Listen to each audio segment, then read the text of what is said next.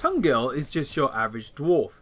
He likes ale, food and crafting things on an anvil. But everything changes when he's sent out on a quest to a distant dwarven kingdom. Soon he's traversing Gildogard, bumping into bandits with a taste for gold, chatting to traders with healthy stocks and supplies, and stumbling upon a malicious plot that threatens to destabilise the natural order of the known world. Growing up around humans, Tungil knows very little about his dwarven brethren, but comes to understand their culture through the expertly written words of Marcus Heitz, author of the world-famous The Dwarves fantasy novel series. Unsurprisingly, this King Art adventure is based on the first 756-page epic in a 4-part saga. Originally starting life as a Kickstarter, The Dwarves was funded back in October last year, and has gradually been building momentum as a must-watch RPG ever since. Reminiscent of Steve Jackson's Sorcery series, players will traverse a large map of the world in turn-based fashion in order to further the story and progress to their next destination. The interesting thing, however, is that the route you take is entirely optional. Take the long way round or cut straight through,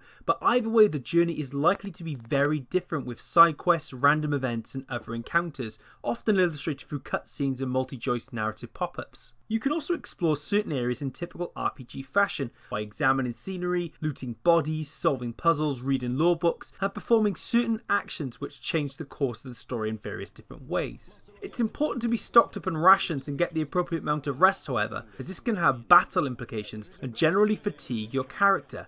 By having rations, you can also heal any existing injuries you've sustained in battle. The good news is that the ambition is clear for all to see. The world has been faithfully created in visual form, the voice acting is well suited to the characters, and the exploration through narrative direction and point-and-click discovery is extremely compelling. But sadly the game seems to have been rushed out into the wild before it was ready. With bugs and glitches galore, the combat also ends up being the source of much frustration due to horrific difficulty imbalances and general mismanagement. On the surface, the combat concept seems genius. In addition to fighting hundreds of enemies simultaneously, the action is totally dynamic in that you can use the environment to your advantage as much as the weapons in your hand. You can also gather items like grenades to split apart mobs and cause structures to crash down and crush your enemies. The opening mission depicts a huge confrontation out on a large bridge with dwarves fighting against swarms of orcs. Your character has a charge attack which can be used to plough through the hordes and even send someone tumbling over the sides to their death. But you'll need to be careful as enemies also have a reactive AI, meaning they'll work together to surround you and generally making life difficult by isolating you from your teammates. Most amazingly, however, is that despite the number of enemies on screen, the game never seems to struggle or slow down, which makes everything feel suitably epic as well as incredibly impressive. While all this sounds ridiculously good fun, and it certainly can be, the difficulty soon comes along to spoil the party, and not in a get good sense, rather this is flawed, please fix kind of way. I mean, I get that it's authentic, you're a couple of dwarves fighting overwhelming numbers, you should be getting massacred. But even on the easiest difficulty setting, your beards are being plucked and pulled far harder than they should be. In one particular battle, I actually had to use an in-game glitch to see me through. I was able to spam one of Bondle's special attacks, which lets him stab enemies multiple times with his blades, and keep doing this even when his powers were drained. This turned out to be incredibly fortuitous, because my party of 3 was continuously being overrun by the unrelenting orc forces.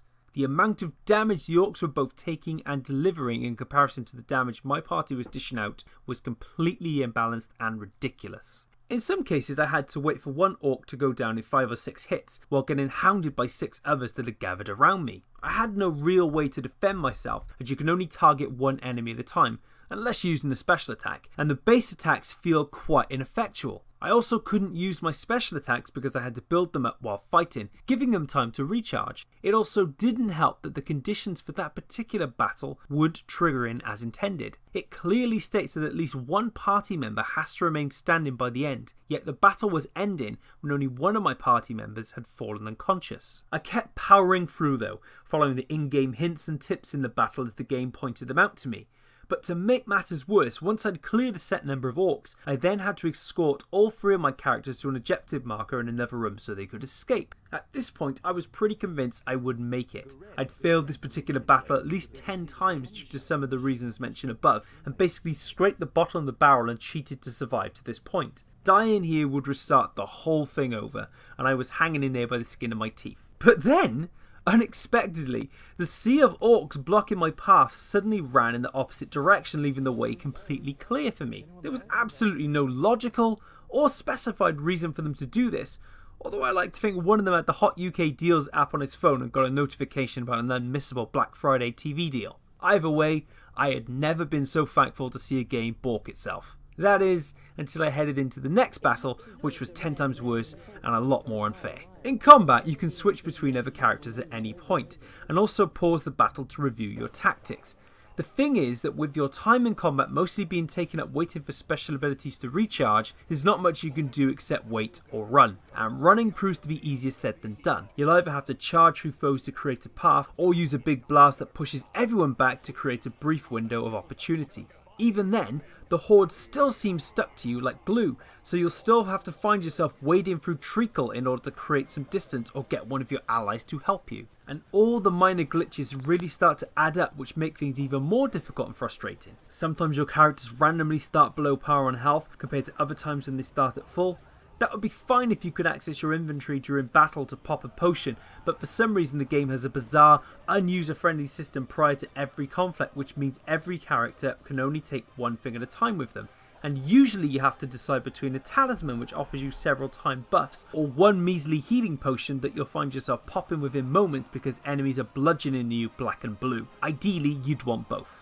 Other stats also seem to randomly change, like your relationships with other characters and the XP you've earned, and sometimes your action icons will randomly disappear from the UI when you're in the middle of a fight. Unless you're familiar with everyone's button mapping, in the heat of the moment that isn't especially helpful. As if that wasn't enough, the game randomly hard crashed and locked up on me at least 3 times. So badly in fact that I struggled to close the app through Windows 10 just so I could reopen it. I can't attest to any problems on the console version of the game, but based on my experience with the PC build, King Art have a lot of work to do. Here's the sad facts. The Dwarves on PC is a mess right now, and it's such a shame that King Art have decided to launch the game in this state, because the core is good fun.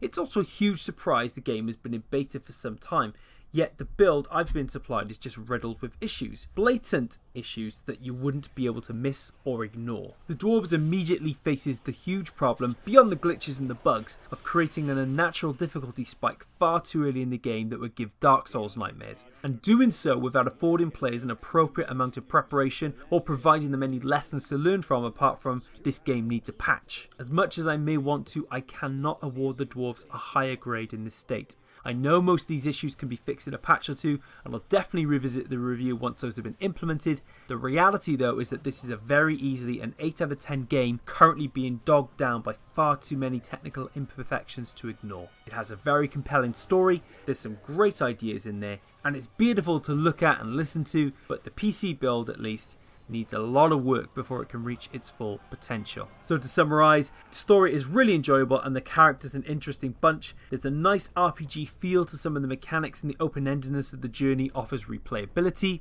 The epic battles with numerous forces are mostly smooth and can be satisfying, but unfortunately the game is absolutely riddled with bugs and glitches. There are numerous hard crashes and lockups, and there's a bizarre pre-battle system that only allows for one object per character per fight. Also, the difficulty spikes are unnecessarily savage. Thank you very much for watching. Don't forget to like, comment and subscribe. Let us know if you're a fan of the Dwarves books, if you're a fan of the series, if you like King Art games. We'd love to hear your thoughts and feelings on the game and the series as a whole. See you next time.